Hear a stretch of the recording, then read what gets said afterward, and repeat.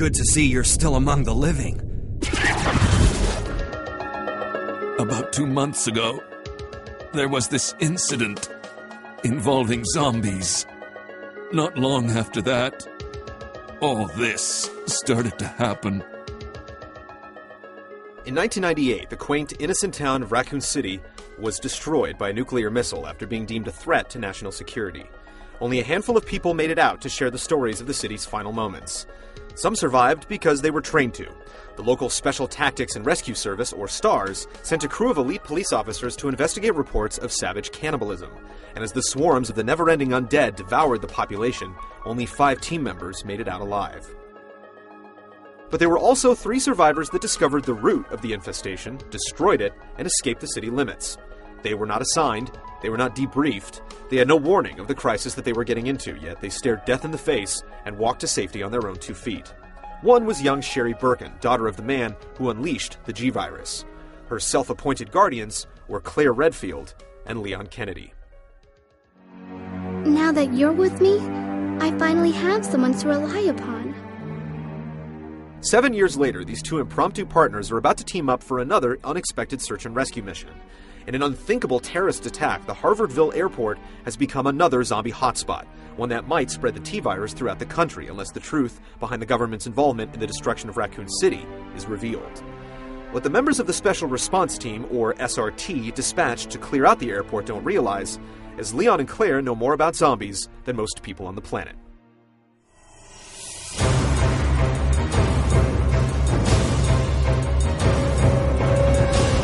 Claire initially traveled to Raccoon City to locate her brother Chris, a member of the STARS Bravo team, the second to be exposed to the outbreak.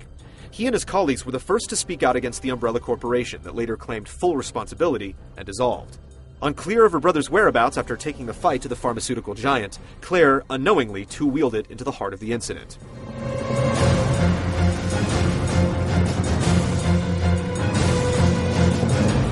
Leon Kennedy picked the worst time to join the Raccoon City Police Department. The rookie was forced to abandon his vehicle and ran into Claire, fleeing a nearby diner. The two made it to a police car but didn't notice the zombie in the back seat. Separated, but alive, Leon and Claire reunited inside police headquarters. Chris's diary gave Claire her next clue in finding her brother, and the pair decided to hightail it while they still had the chance. I know I'm not capable of caring about anyone, but I don't want to lose you. During the escape, Leon continually bumped into a mysterious red-dressed widow named Ada Wong. Ada used the uncertain circumstances of her lost boyfriend to disguise the fact that she was really on a mission to recover the G-Virus from Shelley's parents. Leon refused to believe the truth until it was too late and was forced to leave Ada behind.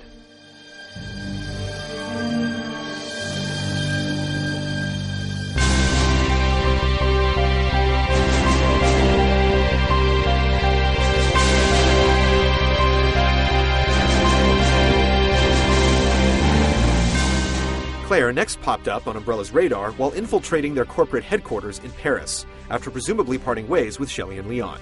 She was then involuntarily transported to Rockford Island, home to the remaining members of the Ashford family, who started Umbrella, the T-Virus research, and other elements that led to the zombie epidemic. A hot-headed prisoner named Steve Burnside helped Claire turn Rockford into rubble, but the two lost control of their cargo plane and were rerouted to a remote Antarctic base. Just like a big brother, huh? You're always looking out for your little sister. Chris Redfield soon followed them after surveying the damage done to Rockford. He sped to Antarctica in a stolen jet, and after a heartfelt reunion with his troublemaking sister, faced off against an evil that had been fermenting in the abandoned complex for over a dozen years. Once free and clear, the two again vowed to see the end of Umbrella.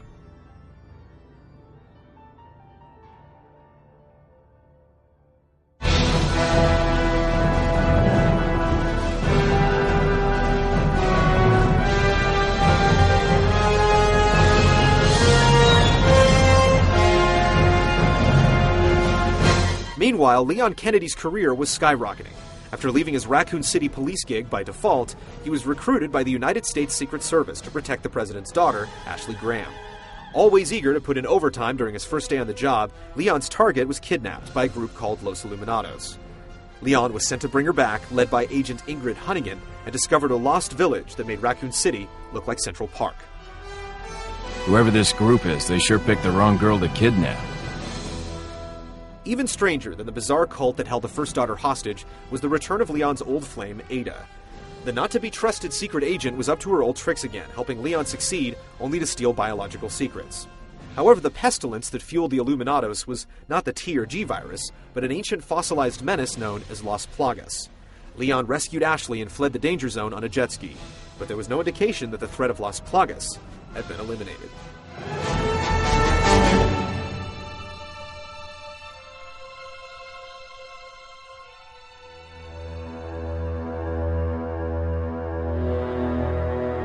This takes us to 2005, 7 years after Raccoon City became a parking lot.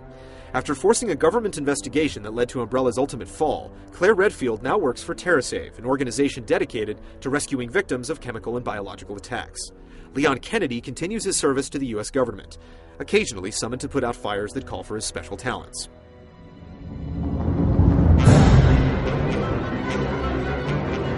As much as these two characters would love to meet on more civil terms, their paths in life have led them both to Harvardville Airport.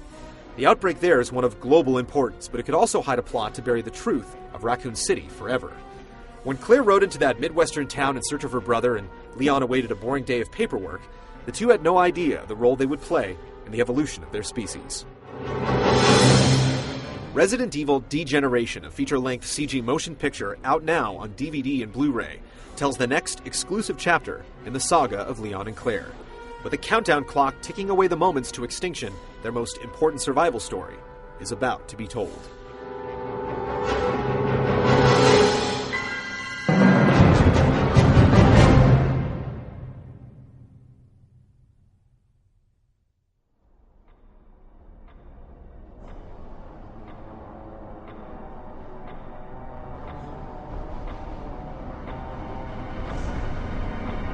Not quite your ordinary house, that's for sure.